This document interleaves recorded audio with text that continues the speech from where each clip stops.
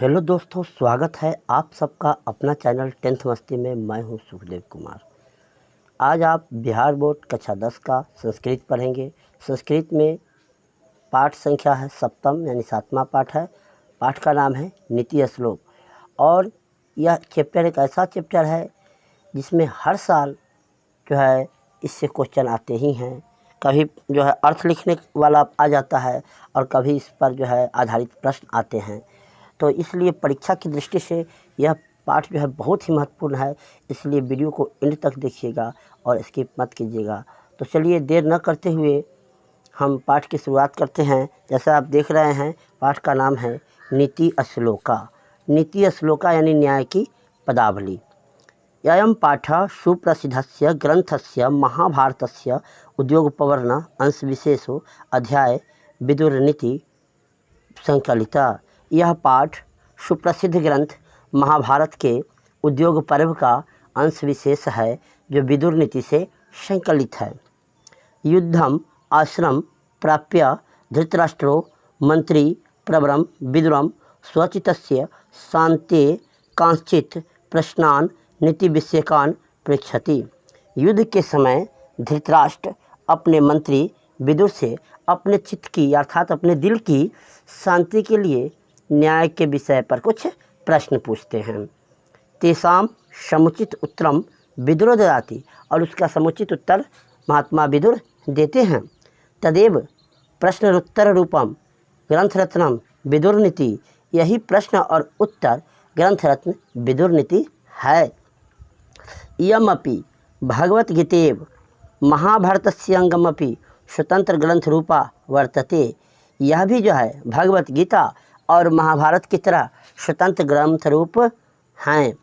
तो ये तो हो गया इस पाठ का कास्टिंग। तो चलिए एक एक करके हम आगे अब इस पाठ का श्लोक पढ़ते हैं अर्थ सहित। जैसे इसमें देख रहे हैं, पहला श्लोक कह रहा है यस्य कृत्यम न विध्नन्ति शीति उष्णम भयम रति समृद्धि अस्मृद्धिर्वा सहवय पंडित उच्यते। अर्थात जिसके कार्य को ठंडी, गर्मी, भय, प्रेम, समृद्धि, असमृद्धि कोई बाधा नहीं पहुँचाए उसी को पंडित कहते हैं। जिसके कार्य को ठंडी, गर्मी, भय, प्रेम, समृद्धि, असमृद्धि कोई बाधा नहीं पहुँचाए उसे पंडित कहते हैं। चलिए देखते हैं इसका दूसरा श्लोक क्या कहता है। तत्त्वज्ञ सर्वभूतानां योगज्ञ सर्वकर्मणां उपायज्ञो मनुष्याणां नरः पंडित उच्यते।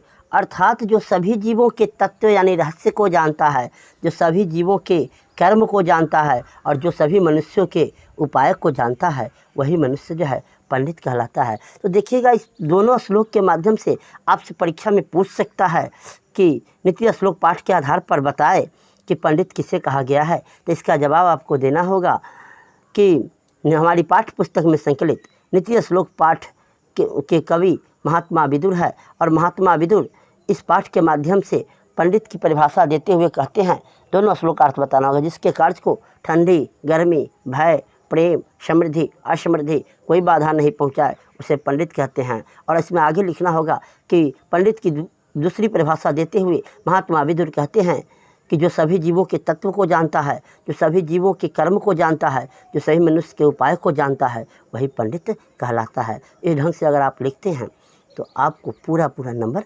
मिलेंगे। तो चलिए अब देख लेते हैं इसका अगला श्लोक क्या कहता है।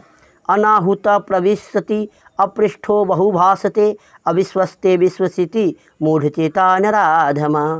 बिना बुलाए जो व्यक्ति किसी के यहाँ जाता है, बिना पूछे बहुत बोलता है और अविश्वसनीय व्यक्ति पर भी विश्वास कर लेता है, वह व्यक्ति मूर्ख हृदय वाला नीच कहलाता है। जानते हैं, इसलिए बिना बुलाए किसी के यहाँ नहीं जाना चाहिए। अगर चले जाते हैं तो हमें बोलना भी नहीं चाहिए। और जो अविश्वसनीय व्यक्ति है उस पर विश्वास नहीं करना चाहिए, नहीं तो उसका बहुत बुरा हाल होता है। आगे है, देखते हैं इसका।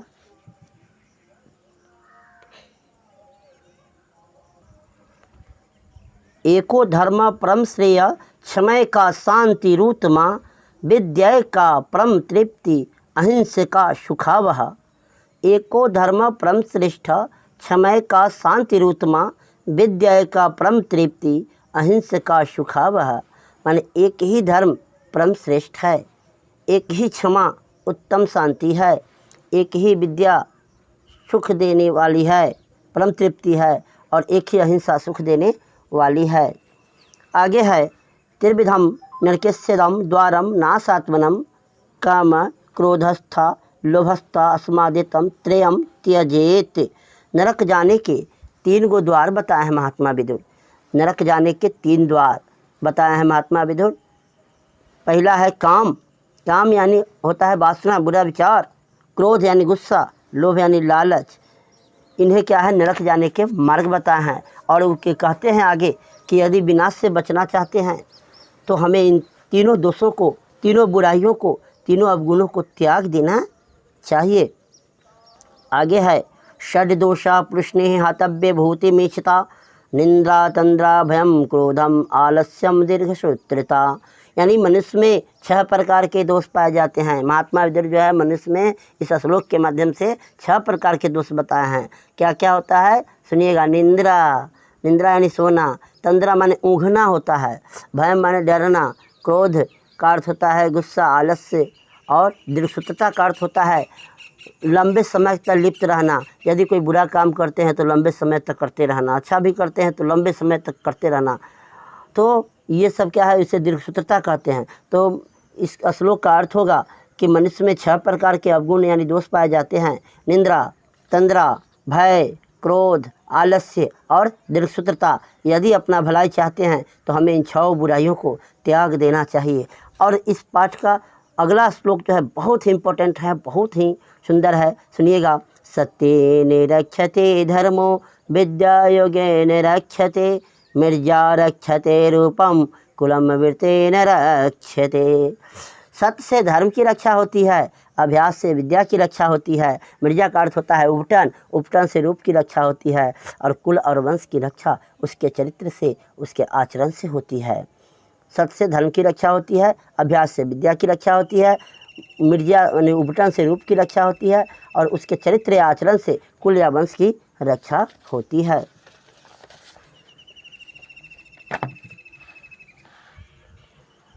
तो आगे है सुलभा पुरुष राजनन सततम प्रियवादिन अप्रियस्य तु पथस्य वक्ता श्रोता च दुर्लभ। यानी समय पर बोलने वाला व्यक्ति, यानी चिकनी चुगली जो बातें करते हैं, लुभावनी बातें करते हैं, वैसे व्यक्ति जो है जल्दी मिल जाते हैं। लेकिन सुनने में तो थोड़ा सा यानी अप्रिय लगे, लेकिन ना सत्य वचन बोलने वाला जल्दी मिलता है और ना ही सुनने वाला मिलता है। तो ऐसे लोगों को दुर्लभ कहा गया है। आगे है इसका पूजनीया महाभागा पुण्याश्च गृह दीप्त्य स्त्री श्रियो गृह सुक्ता अस्ता अस्माद्रक्षा विशेषता।